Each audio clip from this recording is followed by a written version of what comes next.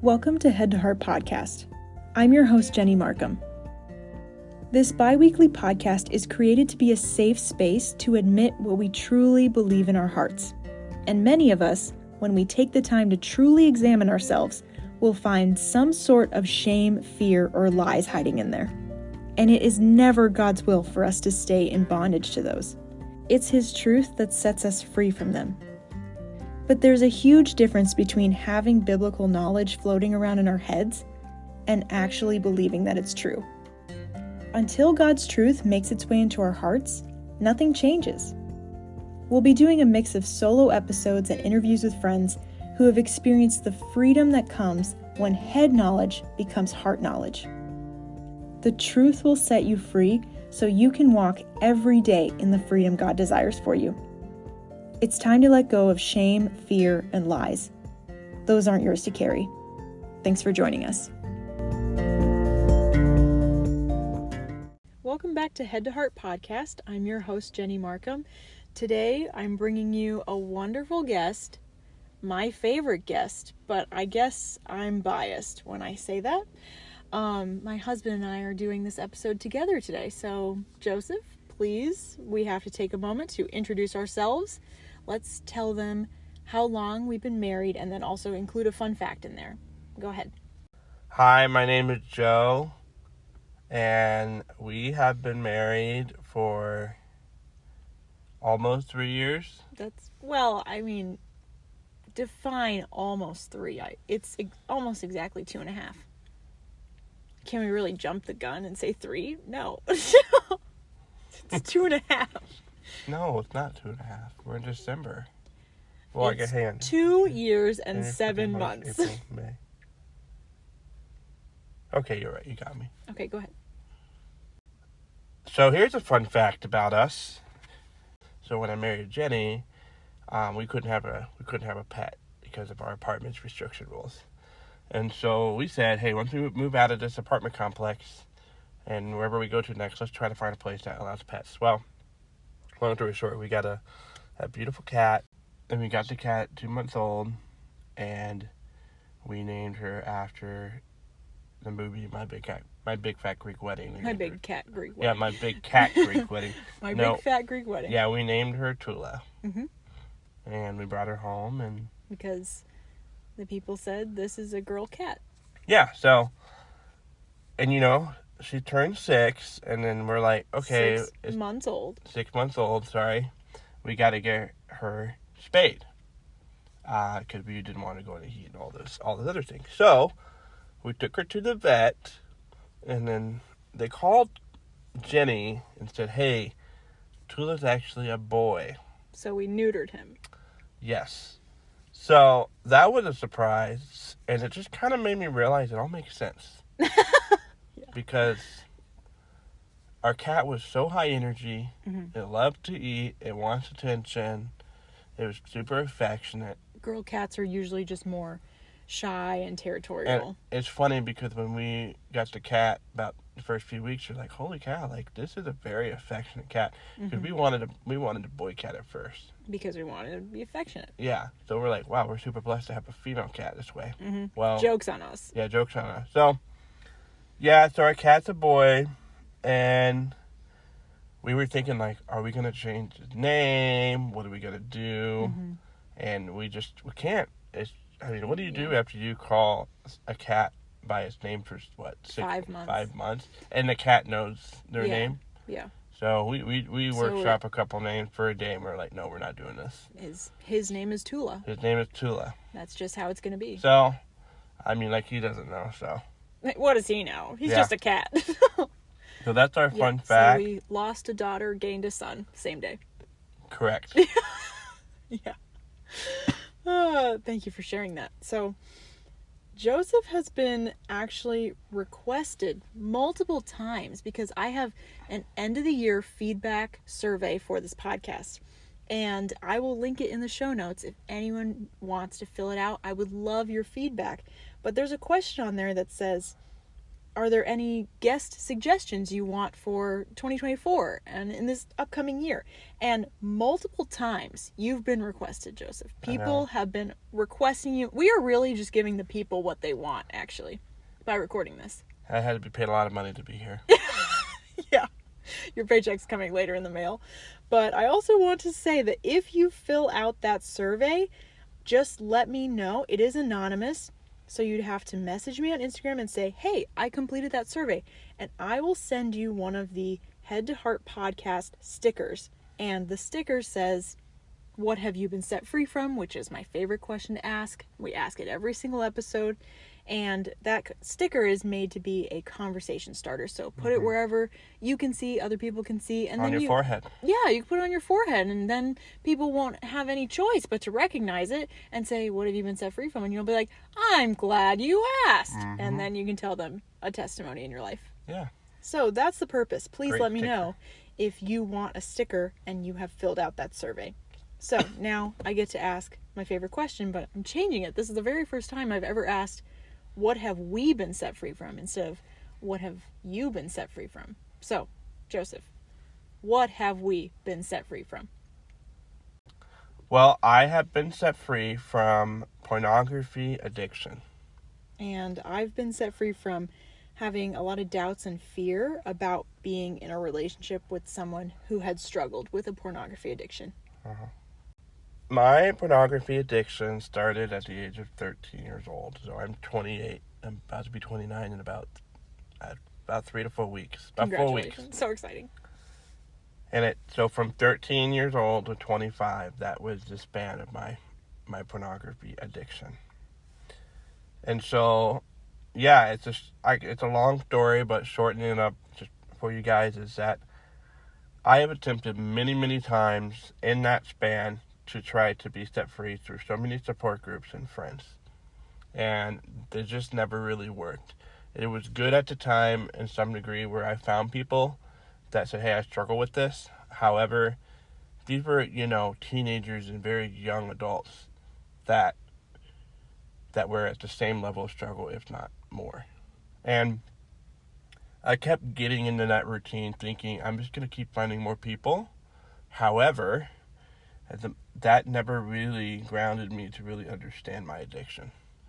It wasn't until about my early 20s, I started to realize that I needed to understand what pornography was and understand what pornography does to my mind and also what pornography does into a relationship.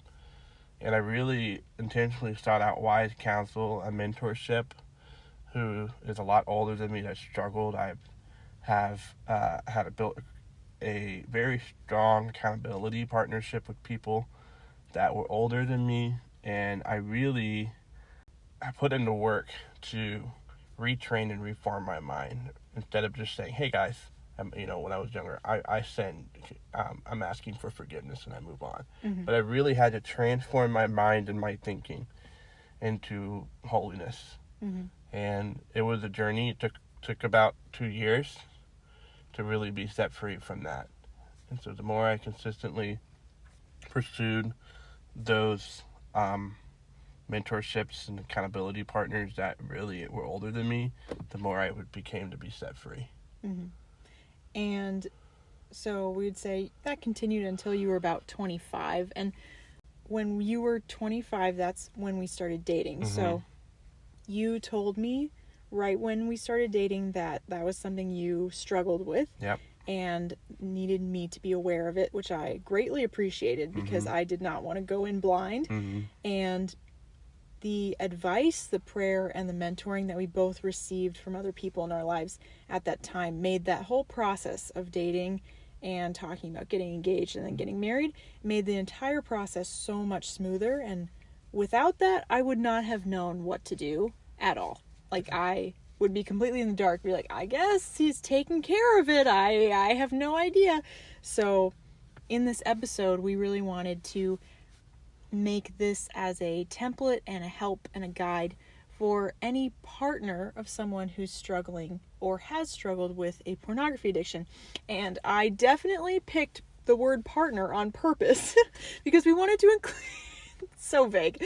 But we wanted to include someone who's dating, someone who's engaged, someone who's married. And I also wanted to include the acronym PPA. So that's why. So responding to PPA is what we're talking about. Responding to your partner's porn addiction. Yeah. Yes. And Joseph and I recorded an entirely different episode where he just talks about how the Lord set him free from that addiction. So if you're someone who struggles with that addiction, you can go back and listen to season 3, episode 15, where he talks about that. But this episode is mainly for the partners of someone who struggles. And I need to say this in advance before we even get going. I apologize for our jambalaya of pronouns because we recognize that this is definitely not just a male struggle. Mm-hmm. This could definitely be for the woman in the relationship, not exclusive to men at all. But because of that, we're going to be all over the place with our pronouns. We're going to be like they, she, them, he, but I just want to say I'm sorry in advance because we're going to be all over the place with those pronouns. So, first question. If you're dating someone and they struggle with porn, how much should your partner be sharing with you about this struggle? The thing that I would say is that your partner should be aware of it and the types of help you're getting, but not sharing all of the details when you mess up. And what I mean by that is you want to protect your partner, but you also want your partner to be aware of your struggle and knowing how you're overcoming it. Mm-hmm. Rather than going into the details of every little thing, I think it's wise to share the kind of help you're getting to help solidify, hey, I am working through this. Mm-hmm. And the question that you as a partner really need to know and ask is he willing to get help, and is he willing to get intense accountability? The question you're asking isn't like, will my partner be completely healed from this by a year from now? That's not the question. It's more, is your partner repentant for this? Do they want to change? And not just because they want to be in a relationship with you, but because they really do understand the depth of this sin and how it grieves God. So, one thing that I remember during the process that we were dating and was that I wanted to be very intentional with Jenny, but I also wanted to be very protective, and I knew that the struggle of pornography was very sensitive just to me and Jenny. However, I really wanted to show her, like, these are the people that I'm investing my time in. These are the things that I'm doing. These are the things that I'm deleting off my phone. These are the times when I'm meeting with this person. Hey, I had a good meeting with my mentor, and we prayed and we shared and things like that in that matter. And just really being able to provide that, and also allowing your partner to challenge, the person who's struggling with pornography to ask questions. What are you doing? How's it going? Yeah. And leaving that open door. So we didn't do this absolutely perfectly, but we learned a lot about what to share and what not to share.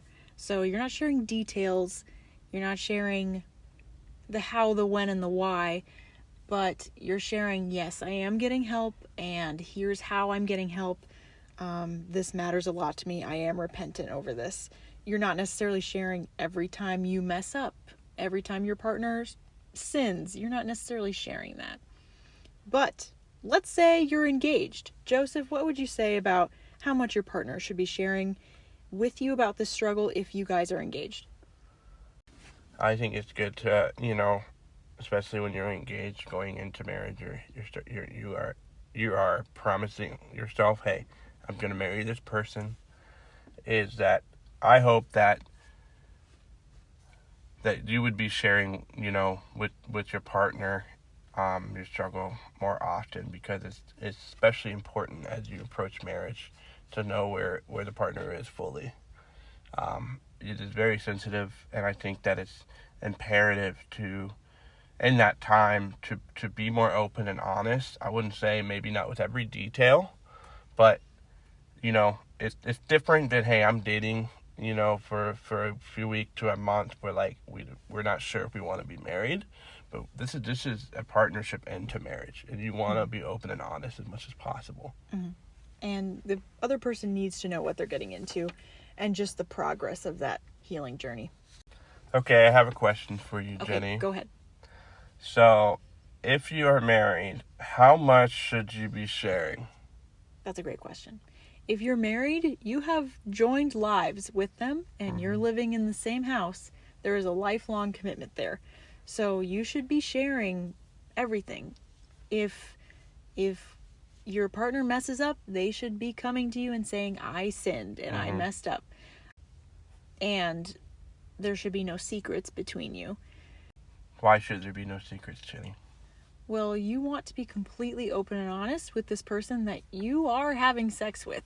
So if there's something of sin, sexual infidelity, things like that going on, they need to know. And they need to know how you are getting help, how if you do mess up, you will resolve it and put new guardrails in place to make sure, or try to make sure it doesn't happen again. I would say my hope is that in marriage, none of the spouses, both spouses are not struggling. Right. Not even one.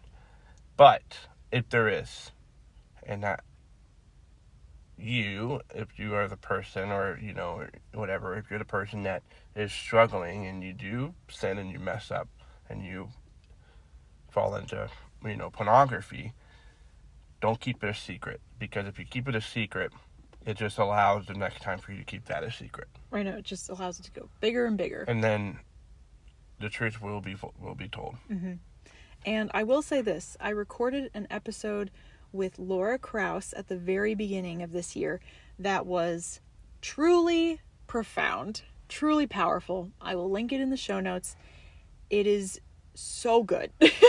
But she said in that episode, she said, your marriage is not built on sinlessness. It needs to be built on Christ. So your goal in marriage is not to achieve perfection.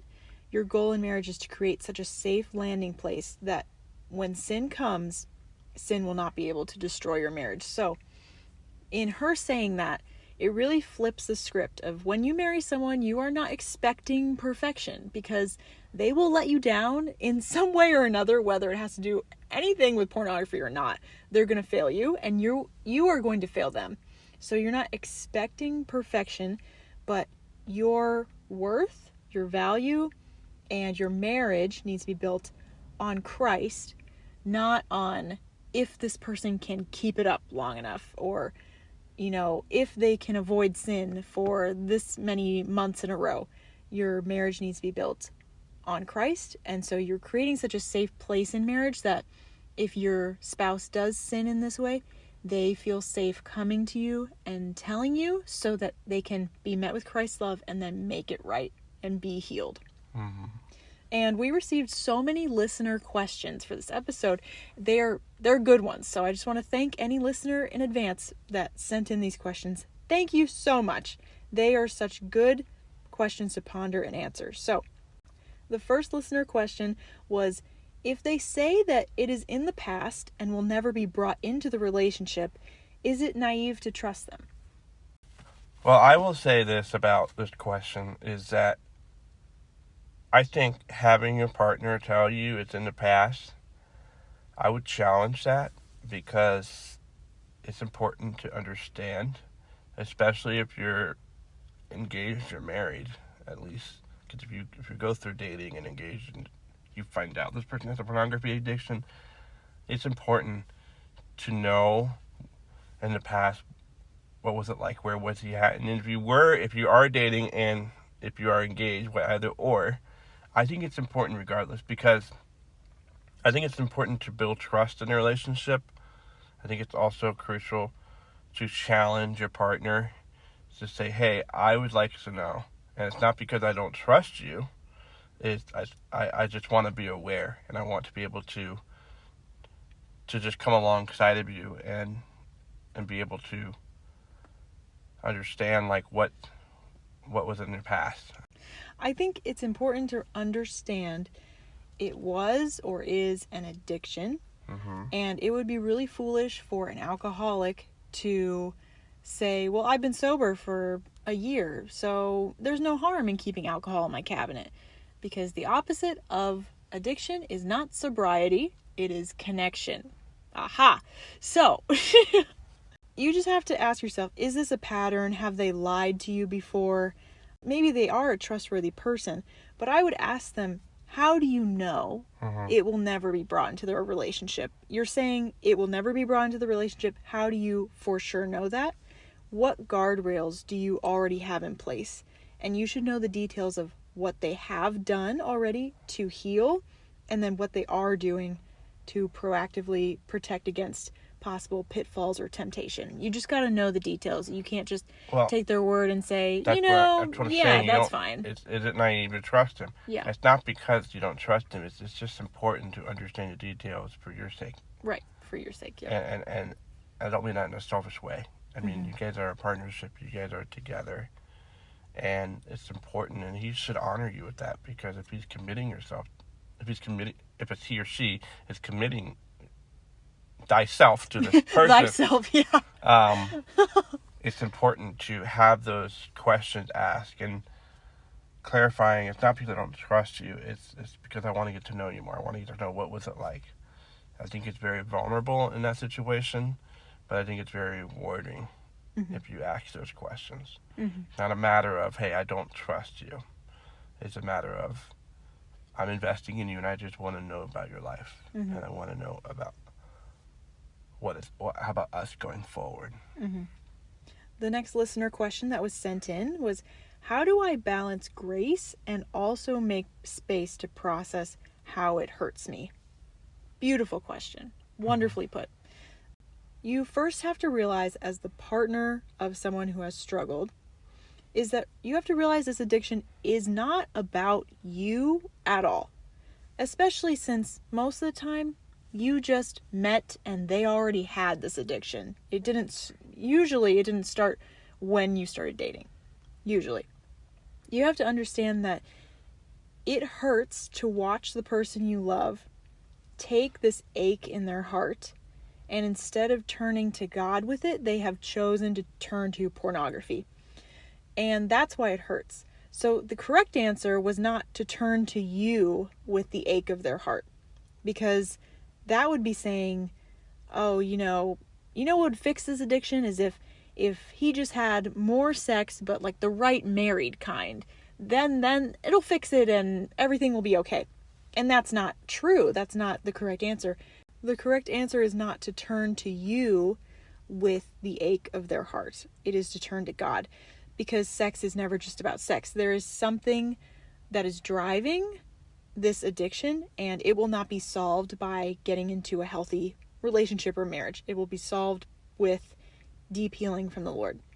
So, if it's hurting you because you're thinking things like, he turned to pornography because maybe I'm not pretty enough, or if it's hurting you because you're thinking, I probably didn't have enough sex with him last week, then you are missing the root issue, and you will never win that battle, because you would be saying the answer to this addiction is more sex, and that just doesn't make sense. So you can be hurt, you can have emotion, and still choose to forgive them. It's not saying that your forgiveness has to come and be without any emotion and say, oh, that doesn't matter, whatever, I forgive you, no big deal, I don't feel anything. You can absolutely be hurt and still choose to forgive. I also recorded a podcast recently with Ashlyn R. Watkins, and she talked about the 3 F's of this for the partner of someone who's addicted to porn. So the first is flee. So make sure you are fleeing from all unforgiveness. Just reject all resentment. Make sure that's not trapping you. Forgive. Choose to forgive them. Then fast. You can fast and pray for your marriage and for them, for their freedom. Well, we have another listener question, and this listener asks, what do I do if I'm afraid that if I forgive him, he won't feel remorse for what he did? That's a great question. I completely understand this, because forgiveness really does not make sense in our human minds. I think this might have been harder for me if we were married at the time that you were deeply struggling with this, but we were just dating and engaged. So you got to ask, okay, does this person have conviction over what they did? If they don't, then that is something only the Holy Spirit can give them. Us as people cannot convict other people. The Holy Spirit's the only one who really brings true conviction and change. So if you're struggling with forgiveness, thinking like, if I forgive, then it's going to be no big deal and it's just going to happen again. And what, am I just supposed to let it go? There's no justice if I just let it go. And you may think, well, then he won't understand the true cost and importance of this if I choose to forgive him. But forgiveness is very countercultural. It doesn't appear to achieve the goal we want, which is change. And the entire kingdom of God is countercultural, though. So it goes against every natural tendency that we have, but forgiveness does set us free. So forgiveness isn't justifying it. It's not saying, you know what, it doesn't really matter. That's okay. That's not what forgiveness is. Forgiveness is choosing to let God be the judge, and you are no longer the judge. So you step down from that judgment seat, and then you let the Lord convict and change, but you are not holding on to resentment anymore. So I challenge you to put yourself in his shoes. If you were the one with the pornography addiction and you sinned and you told your spouse about it, how would you want him to respond to you? Or maybe you're not married and you're saying, if you messed up, you told your mentor that you sinned, how would you want them to respond? Not just with pornography addictions, but like any time in your life that you were deeply healed from something, those were probably the times that you confessed and then you were loved, encouraged, and accepted by others in the middle of whatever mess you found yourself in. Because withholding love and forgiveness, it doesn't make people better. And humiliating people, it makes you never want to open up to anyone ever again. So being met with love and acceptance and encouragement can really change the game. John and Lisa Bevere, if you've heard of them, they've written a lot of books, done a lot of sermons and talks, etc., etc. I will link this episode of theirs for their podcast in the show notes. But for their story, John was addicted to porn and he tried to change over and over again, but his wife Lisa was still holding on to unforgiveness. And it wasn't until Lisa finally forgave him that it actually empowered him to have real change in his life. So if you want to hear their story, it will be in the show notes. And the next question that we're going to answer is something that I included in this episode. This was not a listener question. It just needed to be addressed, so I had to throw it in there. Go ahead, Joseph. Okay, so what do you do if you're feeling the fear of the unknown? Like, what if they relapse? What if they fall again? Or what if they're lying to me? Yes, so for the partner of whatever addict, it can be really hard. You don't have any control over this person. It's someone else. So you may think like, okay, they say they're going to change. I have no control over whether they're meeting with their mentor. I can't force them to put these guardrails on their laptop or whatever. You have no control over it. It's really something you're just partnered with, and then you have to let God change that person. But I would first challenge you to realize the power of prayer on a much deeper level, because this is not something even that person can change about themselves. If they could change themselves, they would have already done it. So this is something you need to recognize God's magnitude over the size of this problem. That this is really a spiritual battle. This is not just do the right things and you'll be fine. And then you need to turn every worry that pops into your head into a prayer and release it, knowing that you are not their gatekeeper. You cannot force any change to happen, but God is the only one who can change them. So turn every worry that enters your head into a prayer and choose to put it in God's hands. Choose to make sure it does not become an anxiety for you. If it is becoming an anxiety, just ask yourself why. You could even ask yourself this question of, okay, finish this sentence. If they mess up, then fill in the blank. Finish that sentence. Because there is some underlying fear of, if they mess up, then that means I'm not good enough. That means that they'll never change. That means that I'm stuck in a relationship with someone who is actively addicted. And whatever fear is coming up when you finish that sentence, that's what you need to deal with. This is where Laura Krause's episode will come in handy, because she really explains how to be proactive and not on the defense all the time. So we are down to our last question from a listener. The listener asked, my partner isn't a Christian and have told me that all guys watch porn. I want to explain to him how it feels hurtful to me, but I feel like it's hard to discuss besides mentioning the human trafficking / religious aspects. How do I go about this? It is difficult to mention why it's wrong, besides mentioning that it really does involve human trafficking. But I feel like even if people aren't believers, if they know what human trafficking is, they would probably say, yeah, that's wrong. That's definitely evil. So you could talk about that. And the phrase that he uses of all guys watch porn just simply isn't true. And I can I chime in? Yeah, go ahead. Okay, so the all guys watch porn obviously isn't true. I think sometimes if a partner will say that, they're justifying that their actions are okay. They're not admitting that it's wrong, and that they're basically trying to say, like, well, if someone else does it, then there's probably no harm to it, because it's not like I'm the only one doing it by myself. And that kind of shows, like, that's hurtful, because, like, it doesn't really emphasize the importance of what it's doing. Well, I wouldn't say importance. It doesn't emphasize, like, the destruction and also, the hurtfulness that it's doing in a relationship. And I think that if a man categorizes it that way, it's really hard for him to see, the point of, what that you're hurting. Mm-hmm.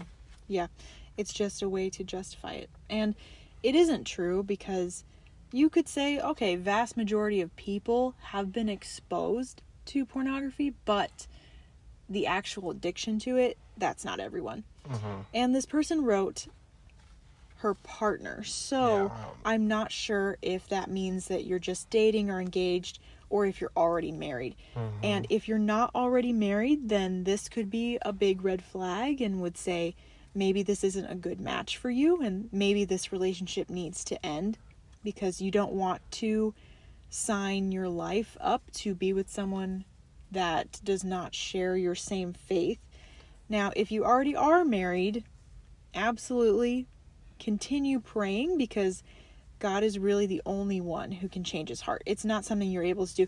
Even if you have the most beautiful PowerPoint that really drives home the point why pornography is wrong, you will not be able to change his heart. So you can pray for him, you could speak truth over him, and point him towards Christ you're already married. And challenge his thinking in his mind. Mm-hmm. I read a book once, and we'll add it to the recommendation. Is sometimes men will get into this regime and this sort of, like, pattern of, like, just justifying it all, like they don't really even realize, like, the cause of damage it's doing. And so when somebody gets asked a question in detail, it's like, what is pornography? How do you feel about it? What does your spouse, partner feel about it? Do you think it's doing anything wrong to, your relationship? What do you think it's associated with?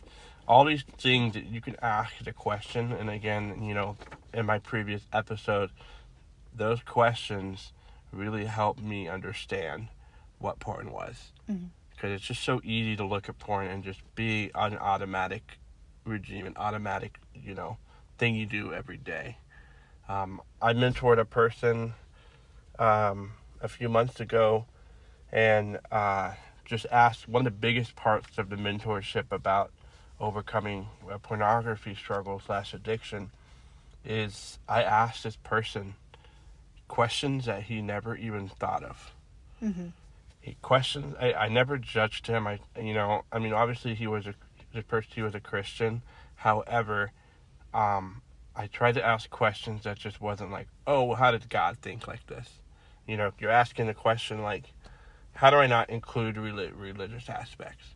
It's just really being intentional about drawing out truth and drawing out facts and drawing out where you're at, and just really intentionally, like Jenny said, speaking truth and being very forward with this person.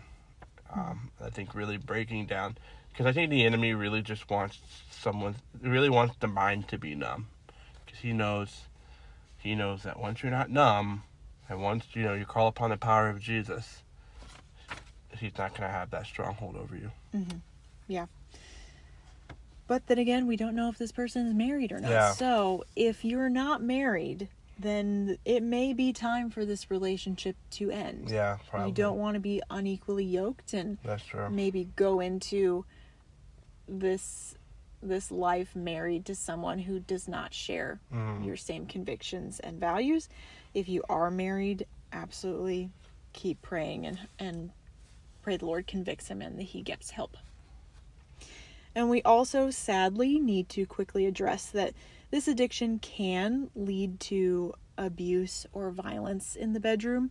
And in many people, it does not lead to that, but it can. So we just needed to include this. If it is causing abuse or violence to happen, you do need to get out and you need to get to a safe place. So we included the domestic violence hotline in the United States, 800-799-7233. Had to include it. Well, thank you for everybody who sent out the questions. And if you have any more questions, if you're listening, send us some more questions through this episode. Jenny, do you have any resources that maybe the listeners can look into? Oh, do I? Oh boy, do I. Can I give my first before you give your plethora of many? Yes, we really wanted to bulk up the resources on this, so I'm going to give you a long list. Go ahead. I will say this is number one. Not that it doesn't matter. There's no tier list, honestly. I just like this book so much. This book is called Death to Porn by Ray Ortlund. It's a very bold title, and it's just all black with white lettering, but it really challenges the thinking of the individual to break the shell of pornography. Mm-hmm. And I really, really encourage everybody to read it. It's a small book, too. It is very small. And it's powerful. So again, Death to Porn by Ray Ortlund, my recommendation. Mm-hmm. Another one is the podcast episode that was the first of 2023. It was season 4, episode 1 on Head to Heart. I don't know if you know it, but Head to Heart podcast is a pretty good podcast, if I do say so myself. So the first one we released of this year was called How to Live Life Driven by Love, Not Fear. And that's the one with Laura Krauss. Oh my gosh, so good. If your partner has ever struggled with a porn addiction, you have to listen to that episode. Then I also, while we were dating, I read this book called Letters to a Romantic. I think it's after the colon, it's like the dating years or something like that. I actually think that title is very cringy, but it's a really good book. Mm-hmm. And then the other resources, Joseph, me. Yes, you. My episode that Jenny and I made over a year ago. She had me on, titled How Porn Makes You Sexually Illiterate and How to Break Free. So you can find that in season 3, 15. Yes, so 15. If you want to know the full story of how that happened, you can go listen to that one. Then if you just want a really good podcast, the Bear Marriage podcast is incredible. It's absolutely incredible. Yeah, it's pretty good. They cover a bunch of different topics, and it's all based on research, not just on someone's personal experience. They are researchers, and that's not like bear like the animal. It's like bear like naked, like BARE. Right. And then if you or your partner is open to this, why not try an inner healing appointment? Just do some inner healing prayer. It could really help you and them get to the root of any fear, lies, or shame you're dealing with. Or even if you are in a church that has inner healing ministry or some sort of outreach, etc., I would encourage you guys to do that. Yeah, that's something you could do together in the same appointment or have different appointments for both of you. And then the podcast called Conversations with John and Lisa Bevere, they talk a lot about this, as some of it is their personal story. Okay, so those are some phenomenal resources. Thank you so much. But there are many resources that you should stay away from. Yeah. Right, Jenny? Yeah, that's right. So, Jenny, take it away. What are the resources that you and we should stay away from? Well, all these people had great intentions when they made these resources, but they are going about it in the wrong way. So please stay away from the book Every Man's Battle by Stephen Arterburn. I read this, by the way, when I was... Did you really? Yeah, middle school, high school. Oh my gosh. See, I just think that really speaks to this because you read it in middle school, high school, you were not free. Well, yeah, you were still actively struggling. Terrible book. Just terrible. I don't remember it, though. Okay, let me tell you why it's terrible. So these two men wrote this book. This book it talks about women in such a degrading way. And both of these authors, as they write this book, they put a lot of soft porn scenarios in this book. So as you're reading it, you really are getting ideas of what they have actually experienced as they've watched pornography. That's terrible. Yeah. Why would you do that? That is driving the trauma deeper into your brain and giving men new ideas of what to sin with. And I will also say, not per se this book, well, obviously this book, but any book that just, like, in my opinion, any book that just says, saturate yourself in being prayerful over and over again. While that's good, I think if you're really trying to get to any root to the issue of pornography, I find books that really help break down the mentality of what porn is.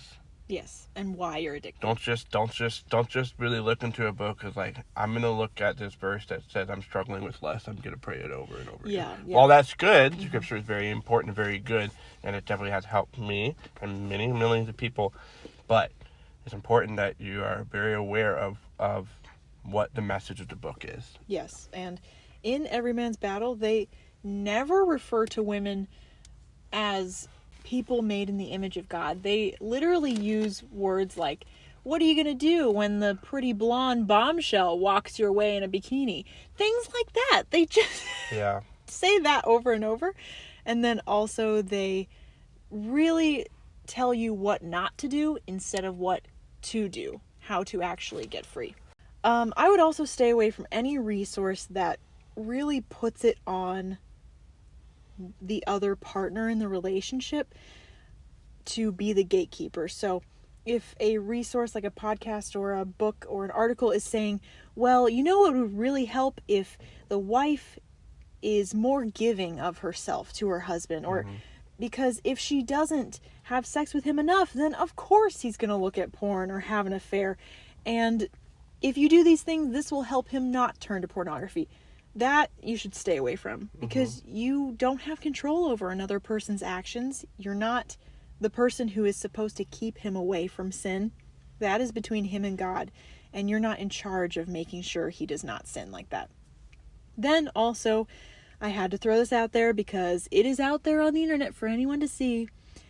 I would stay away from marriage advice from John Piper. Now, listen, people are going to say, no, not Piper.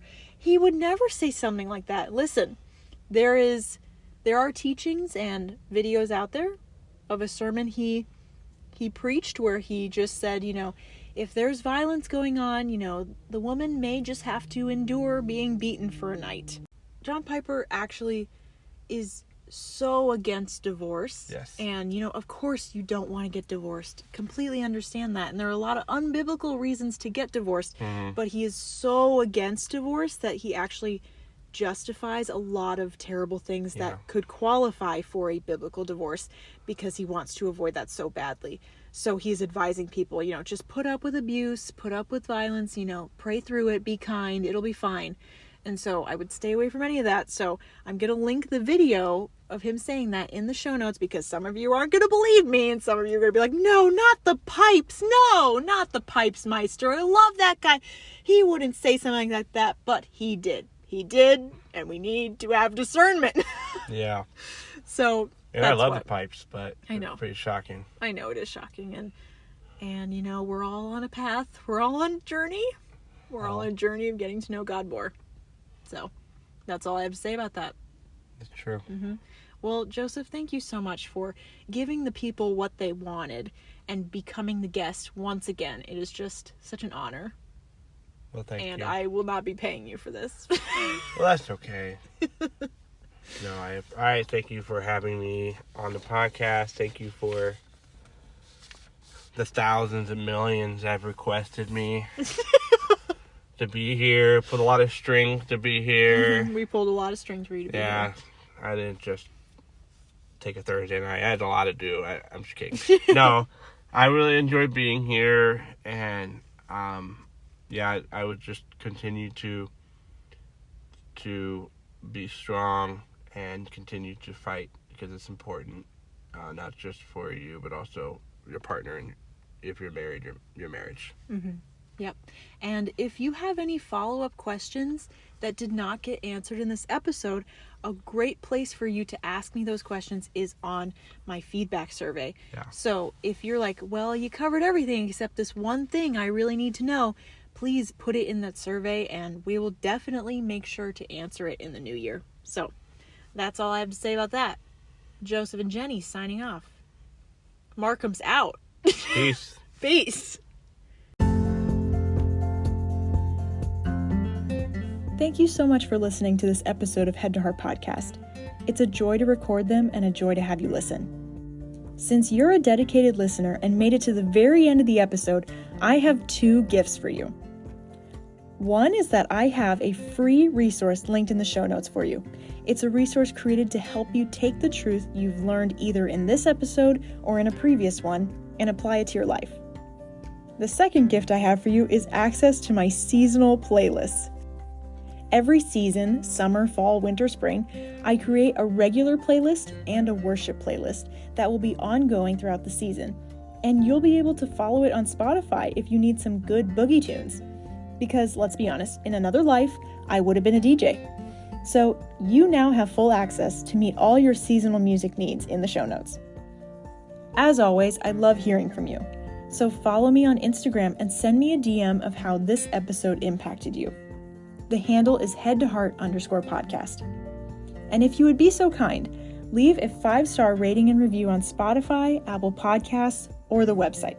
By doing this, you'll help me get more amazing guests on the show in the future. I'll be releasing new episodes to you every other Friday, so stay tuned and thanks for joining us.